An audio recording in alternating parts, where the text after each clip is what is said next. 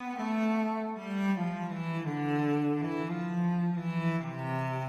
gente esquece que a pessoa já está numa situação desconfortável, ela já chega vulnerável, né? Sim. Ela está numa situação de sofrimento, né? Então ela procura a instituição e já vem com uma questão que para ela é muito importante, né? A gente tem casos, por exemplo, de pessoas que procuram a instituição para conseguir comprar medicamentos, né? Tem aquele caso que é a compra de medicamentos para um filho, por exemplo, né? Então ela procura a instituição, se ela não conseguir aquele medicamento, ela pode até perder o filho, né? E eu estou ali no outro momento de vida, com uma outra situação, ali na frente da minha mesa, no meu espaço, né? No meu espaço de poder, né?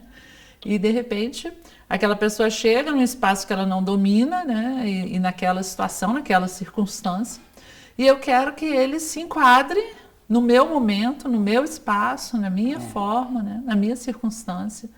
E aí eu não consigo criar situações. E eu me coloco muitas vezes como se ele tivesse que se enquadrar e não eu criar condições para que aquele encontro aconteça.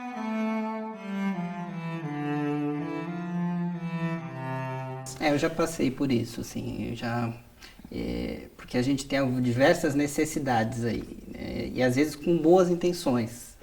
Esse é um problema, né? Uma vez eu estava lá na região de Foz do Iguaçu, Guaíra, lá no Paraná, fazendo uma apuração com os indígenas, na Guarani. Não porque eu tinha pressa, mas porque eu tinha uma necessidade de me situar, talvez uma necessidade muito mais minha, de me situar historicamente com os vários relatos de violações que eu estava recebendo. E aí eu queria saber, quando foi isso? Quando foi? Que ano foi isso? Que ano que aconteceu isso? E isso é a pior coisa que pode ter, por uma lógica de tempo totalmente diferente. E aí alguém chegou para mim, muito cuidado, falou, eles têm uma lógica de tempo diferente. Tá? E às vezes a gente é um pouco arrogante, fala assim, não, eu sei, mas é que eu preciso ter esse enquadramento para poder fazer uma narrativa. E isso é o pior dos cenários, porque na verdade a gente, lógico, tem um afã de enquadrar, porque às vezes a gente vai levar essa demanda para o judiciário, para um outro espaço, que às vezes está menos acostumado do que a gente, né? Mas se a gente perder essa forma, assim, a gente está violando também essa voz, a gente está violando essa história, a gente não está sabendo contar essa história ou está manipulando.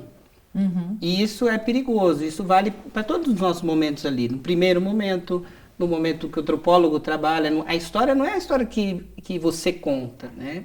É a história que você está tentando trazer, né, com a máxima de fidelidade. Porque é lógico que alguma coisa nessa mediação vai faltar. Alguma coisa já não vai ser, né, já não é aquele relato por ele próprio, né? E o próprio relato em relação aos fatos também já tem uma distância. É o que eu ouvi, né? Então é tudo... e aí é um aprendizado, né? Que na hora até eu custei admitir, mas que depois eu sempre uso como referência. Embora seja um cacuete nosso, a gente está preocupado em fazer esses enquadramentos e muitas vezes eles não funcionam.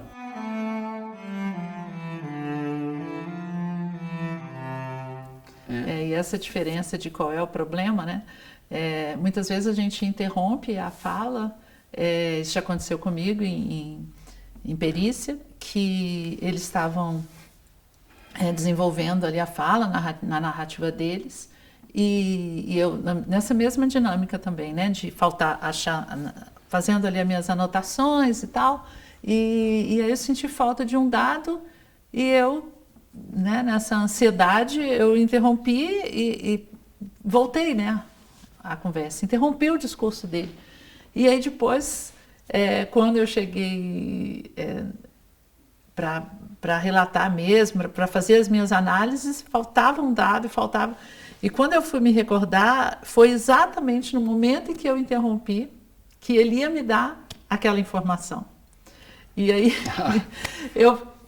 poxa, fiquei muito chateada, porque eu mesmo fiquei com aquela consequência, né, grave, porque a informação, porque naquele momento eu não percebia aquela importância, né, só quando eu fechei o trabalho todo que eu vi que o que eu obtive quando eu interrompi, com a minha interrupção, não teve importância nenhuma, no final do trabalho. E aquilo que ele deixou de expor era o que realmente era importante. Só que naquele momento eu não tinha essa visão. E aí eu começo a querer adivinhar qual é o problema dele. Esse é o pior, né? E aí já anotar logo qual é o problema para poder, né? É verdade. E aí...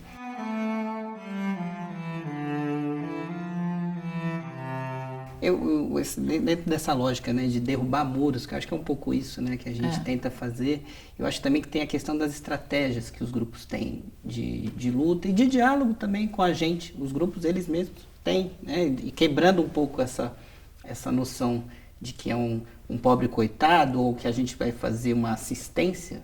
O que existe é uma troca e o grupo muitas vezes sabe o que ele quer claramente, né? Eu diria até a maioria das vezes, enquanto grupo, quando ele traz isso para a gente.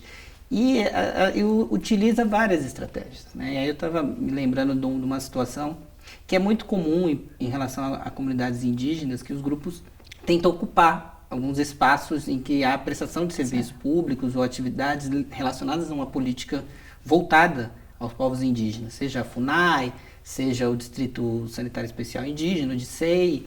Então é comum. Né? E a gente é chamado, muitas vezes, a mediar. Mas o caso que eu vivenciei foi que a gente conseguiu resolver uma situação, resolver no sentido de tentar uma saída, uma solução negociada para uma ocupação da FUNAI, isso em Manaus.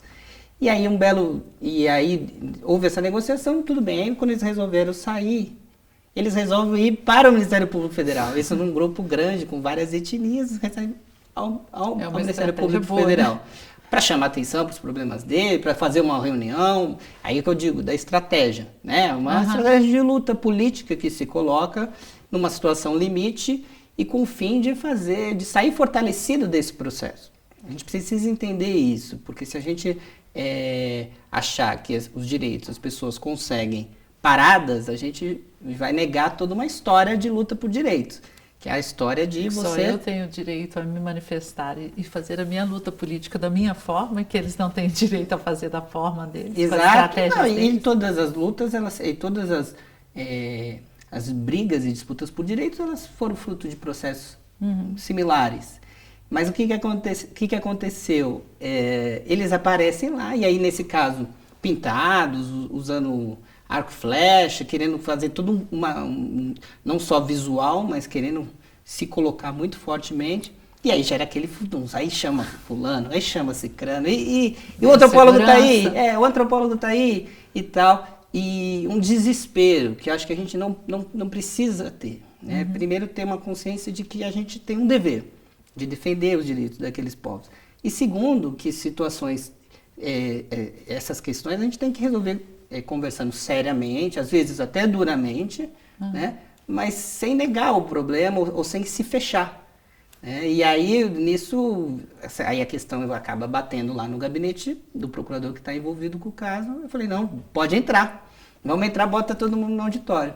Né? E aí partimos para uma conversa. E aí é lógico que a conversa não precisa ser dentro daquela lógica de que não há idealizações, as conversas são duras. E a gente faz conversas duras com o público, com esse público que a gente quer atender, mas a gente faz de uma maneira leal, acolhedora, uma maneira que traz esse encontro, porque é para que a pessoa saia assim, eu não concordo, não estou satisfeito, nem mesmo com o trabalho do Ministério Público Federal, mas fui atendido e há uma análise da questão.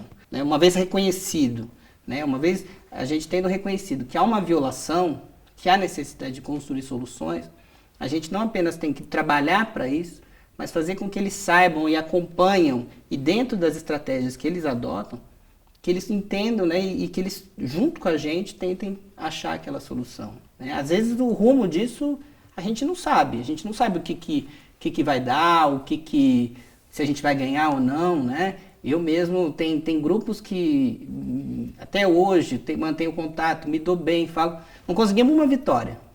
Não ganhamos, que é frequente. Não ganhamos nada, é mas a gente fez de tudo, a gente tem ações, a gente tem demandas, a gente esteve junto e a gente precisa entender que o papel do Ministério Público Federal é fazer o possível, às vezes o impossível, para conseguir aquele direito, para conquistar. Né? E quando a gente consegue, aí é gratificante, quando a gente consegue intervir, né? E aí tem uma outra situação, aí isso uma comunidade quilombola, no Rio, há uma desapropriação do INCRA, e aí o processo fica travado, né, em relação ao território, e a comunidade já tinha 2 partes do território. Só que uma meiuca, né, um meio dessa área, ela ficava meio que... estava ainda objeto de disputa. Sim. Que era uma área essencial, porque quem queria ver outra parte ir a outra casa, visitar um familiar, ele tinha que atravessar tudo por fora. Que é uma situação que a gente encontra, né? E aí consegue uma decisão determinando a emissão na posse. Aparentemente algo simples. Só que o processo trava, e para efetivar essa decisão, né? E para conseguir viabilizar essa questão. Aí primeiro entra um trabalho nosso que é um pouco técnico, de garantir que isso vai ser feito, que o oficial de justiça vai lá e tal, avaliar os riscos, trazer essa questão. Tudo bem, conseguimos fazer a decisão, o oficial de justiça deu prazo de 30 dias, a pessoa não saiu voluntariamente, vamos ter que dar um jeito dele sair no dia.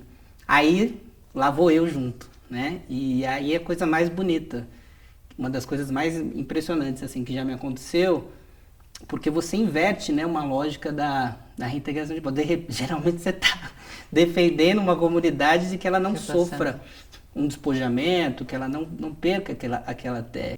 E aí tem uma placa assim, não entre sem autorização. Aí a liderança, pô, para, chega aqui, encosta na placa. Aí ele fala assim, a partir de hoje, essa placa não existe mais. Aí vai lá e quebra a placa. Nossa. E fala, isso aqui é a área de quilombo e quilombo é área livre. E vambora, meu povo, aí vai. E aí eu fiz um vídeo, aí o vídeo viralizou e tal.